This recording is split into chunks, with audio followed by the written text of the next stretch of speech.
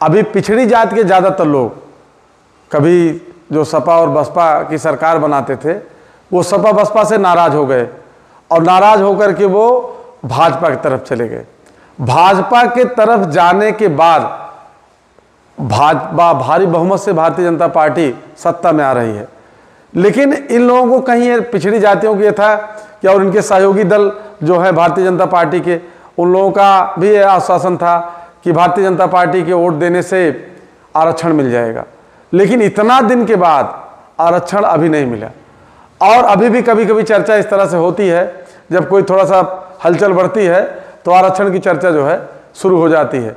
लेकिन हम ये जानना चाहते हैं, पूछना चाहते हैं कि हमारे जिन लोगों ने, पिछड़े भाइयों ने, पिछड़ी जात के लोगों ने भारतीय जनता पार्टी को वोट दिया, भारतीय जनता पार्टी की भारी बहुमत से 2-2, 3-3 बार सरकारें बनवाई, उनको आरक्षण क्यों नहीं? उनके साथ धोखा क्यों? उनसे क्यों झूठ बोली जा रही है? उनको क्यों जो है विश्वासघात किया गया उनके साथ, या किया जा रहा है?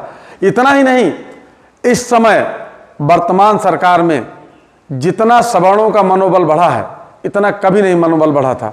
आज की डेट में पिछड़ी जातियां सबसे ज़्यादा डरी और सहमी हैं, सबसे ज़्यादा अन्याय अत्याचार इन्हीं के ऊपर हो रहा है।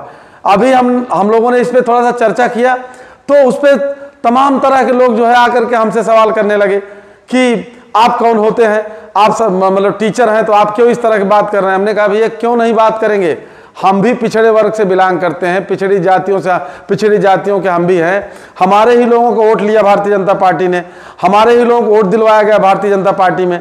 और भारतीय जनता पार्टी वोट लेकर के अगर कोई काम नहीं कर रही है, आरक्षण नहीं दे रही है और शोषण अत्याचार बढ़ गया है, तो क्यों नहीं सवाल करें, क्यों नहीं पूछेंगे? तो इस पे तरह तरह की बातें, तरह तरह कमेंट हो रहे हैं कि मतलब आपको नहीं पूछना चाहिए। हम कह रहे हैं कि बहुत सारे लोग तो ये यहाँ तक कहे कि अरे सपा बसपा ने भी तो जो है आरक्षण नहीं दिया हमको।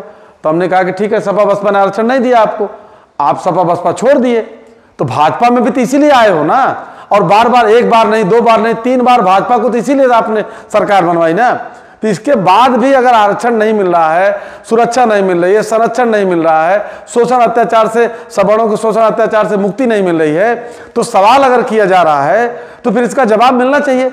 जवाब मिलने के बजाय जो उल्टा सीधा जो है आरोप लगाया जाता है कि ये तो सपा से मिले हुए हैं, सपा के एजेंट हैं, बसपा के एजेंट हैं, ऐसे इस तरह की बातें करने से पिछड़ों का भला नहीं होगा।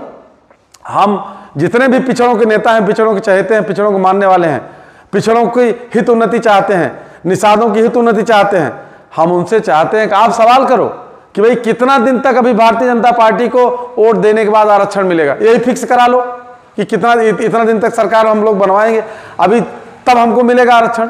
अब अगर नहीं है ऐसा तो इसका मतलब कि हमको जो है इस पर विचार करना चाहिए। जो व्यवस्था, जो सामाजिक व्यवस्था, जो राजनीतिक व्यवस्था हमारे अनुकूल नहीं है, हमारे लायक नहीं है, उसको बदलने के लिए हमको काम करना चाहिए। इसी उद्देश्य से आगामी 22 जून को राम आधार यादव इंटर कॉलेज रसूलपुर खुटान में मोस्ट प्रांतीय सम्मेलन का आयोजन किया गया है। और